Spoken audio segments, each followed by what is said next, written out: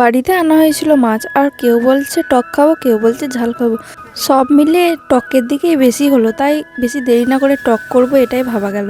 আর টক বানানোর জন্য আমি নিয়ে নিয়েছি ধনেপাতা আর মশলা রেডি করে রেখেছি, আর তেঁতুলটাকেও দেখো ভিজিয়ে রেখে দিয়েছি। আর এটা না অনেক পুরনো তেঁতুল ছিল, তো একটু কালো কালার। আর কি বলো তো, প্রত্যেক বাড়িতে এরকম হয় আমার মনে হয়। আর কার কার বাড়িতে এরকম হয় যে কেউ বলে টক খাবো, কেউ বলে ঝাল খাবো, তো অবশ্যই কমেন্ট করবে।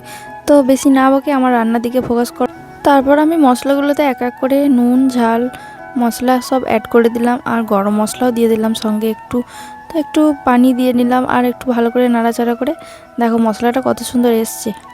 আর যাই হোক বন্ধুরা, তোমরা কি ভালোবাসো অবশ্যই কমেন্ট করে জানাবে, টক না ঝাল। আর আমার রান্নাটা কেমন হয়েছে শেষ পর্যন্ত দেখো, আর আমাকে জানিও কেমন লাগলো ভিডিওটা।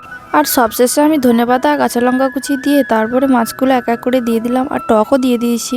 আর পরিমাণ মতো চিনি মিষ্টি দিয়ে তারপরে আমি শেষে নামিয়ে নিলাম। ভিডিওটা ছিল এই পর্যন্ত, টাটা, বাই বাই।